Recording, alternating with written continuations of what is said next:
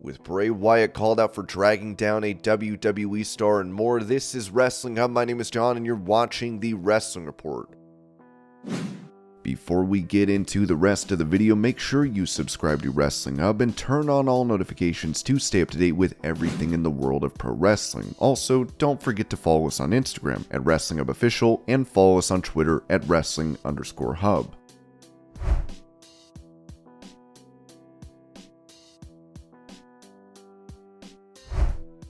With Mandy Rose being fired by WWE for her adult content online, AEW President Tony Khan would make it clear with TV Insider that he has no intention of interfering with his talent's extra sources of income. Try to be flexible with the wrestlers and staff utilizing their personal social media. I certainly recognize they're leading their own lives the other 5 days of the week when they're not wrestling. They're representing the company as great wrestlers of AEW, but they are also all independent people with separate lives. I try to give people that peace of mind that I'm not trying to be Big Brother, trying to change everything they do in their life. It's a balance. We just want people to promote AEW when they can and do their best to help us grow our wrestling business.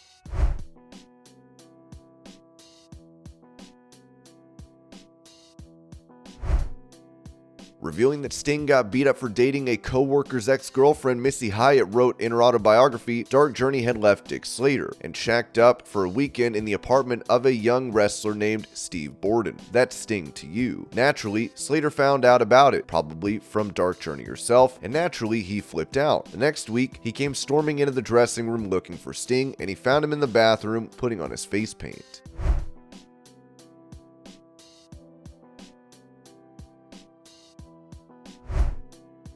When asked about using Umaga's Samoan spike finishing move, Solo Sikoa told the New York Post that it will definitely be one of my finishers now moving forward. The idea came from Hunter. Hunter pulled me aside. I think it was Paul Heyman's idea too, so Hunter wanted to run it by me. He goes, I know your uncle was a big part of your guys' family. I know what he meant to you guys. I wanted to ask you if you would be okay using the spike. I was like, I don't know. I kind of want to stay away from it because that's his thing. And he was like, I know he passed away and yesterday was his anniversary, which was a Sunday, and the next day was Raw. He goes, I think it will be cool if you pay a tribute to him on TV by using the spike. I was like, you know what I mean? Yeah, let's do it. Once he said that, I kind of got emotional. I was like, wow. For those who don't remember who Umaga was, now I'm about to refresh their memory. It was a pretty cool moment for me to pay tribute to him.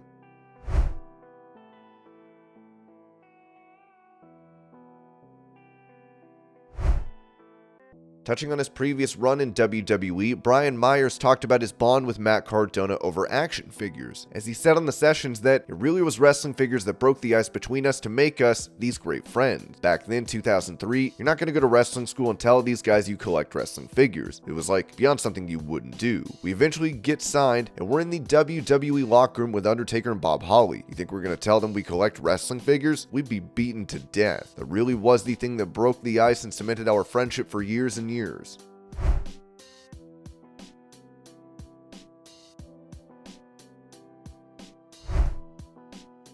On his podcast, former WWE writer Freddie Prinze Jr. said this about the firing of Mandy Rose over her online adult content, saying, in what I think might be the first fumble that Triple H has had, they released Mandy Rose, the NXT champion. And if you aren't familiar with her, she rules. She's awesome. She's been the champ for over a year. She's drop dead gorgeous. She can talk on the mic a bit in NXT. The crowd welcomed her with open arms when, I don't want to say it's a demotion to go from the main roster to NXT.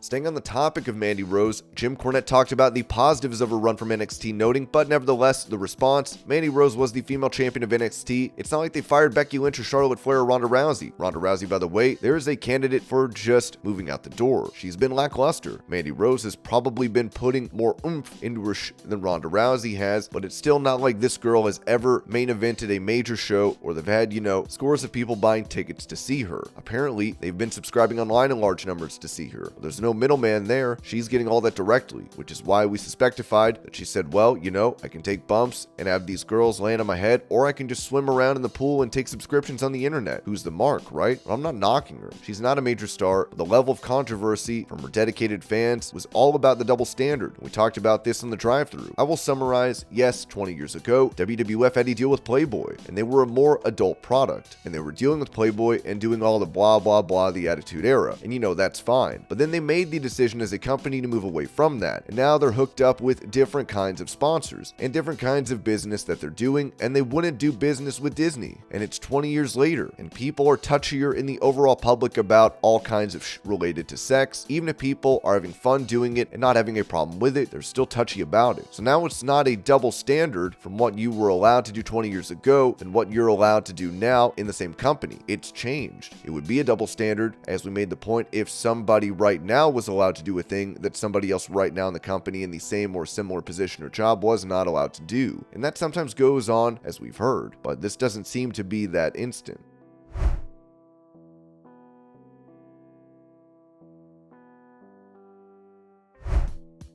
With speculation that a former WWE star could be returning to the company for an appearance, Dave Meltzer reported in the Wrestling Observer newsletter regarding rumors of Kairi Sane returning for the Royal Rumble. What we do know is that as of this past weekend, there has been no contact from WWE to Stardom. Kairi is under contract to them now as IWGP Women's Champion, asking for her. That could come later as WWE puts together that match and needs 30 women. But there is the obvious politics. Of course, there was that same politics of using Mickie James from Impact last year, and WWE did call later and put that deal together.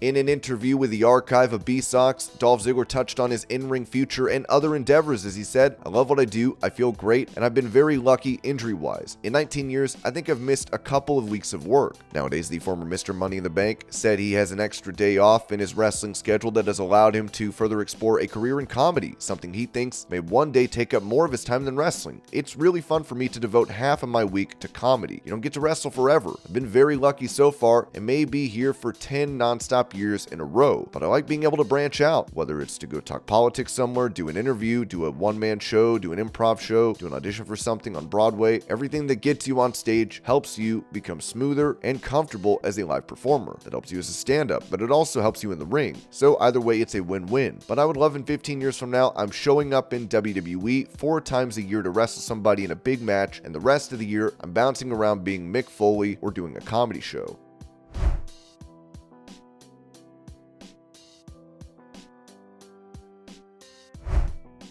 With Batista set to have a role in the movie Glass Onion, A Knives Out Mystery, the Animal would award the director with a WWE title as well as give thanks to the crew. Here's the video. I don't like giving speeches. He knows I don't like giving fucking speeches. This is like my least favorite part of the movie because I don't like people clapping for me because everybody in this fucking room has worked harder than me on this film. So I feel like a fraud standing here saying, you know, like I did something special. So thank you guys. Fuck me. You guys.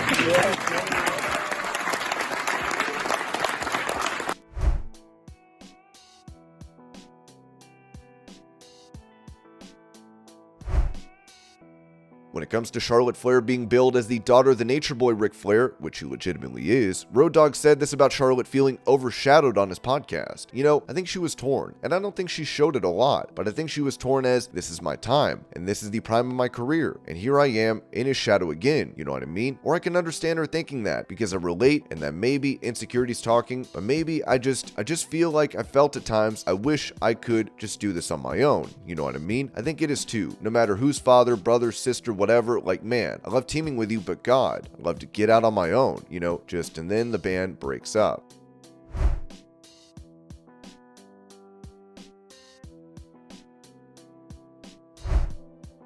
Speaking of the Queen, TBS champion Jade Cargill was asked online if you could defend your title against any female wrestlers outside of AEW you have never faced before, who would it be and why? Cargill responded, Charlotte Flair, because she can go.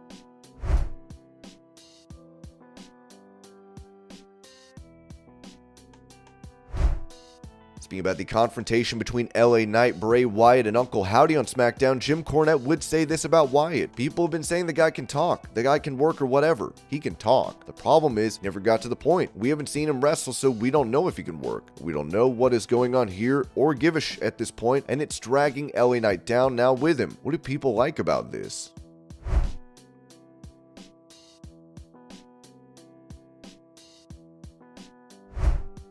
With Sasha Banks rumored to be making an appearance for New Japan on January 4th, Teddy Long said this to Sportskeeda about former head of talent relations John Laurinaitis having something to do with the boss's WWE pay. It could be some inside thing we may not even know about that was keeping her from getting that kind of money. So I just don't know what to tell you, man. Maybe the guy who was there, Laurinaitis, maybe he got something to do with it too, so you just never know.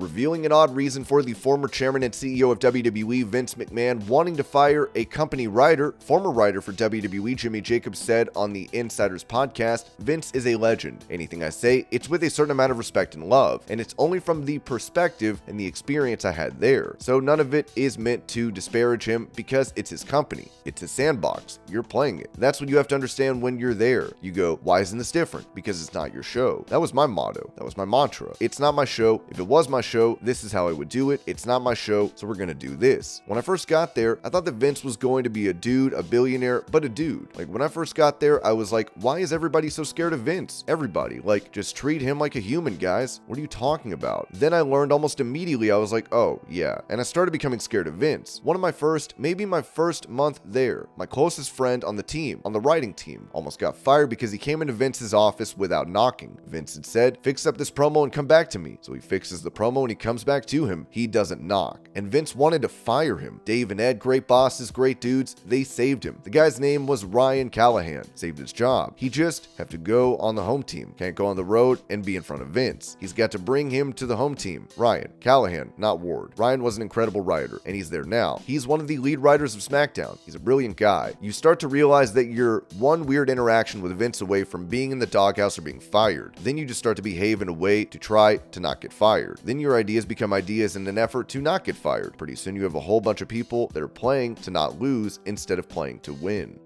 And this was your pro wrestling news update. I hope you're all having a great day. Hope you all have a Merry Christmas, and I'll see y'all later.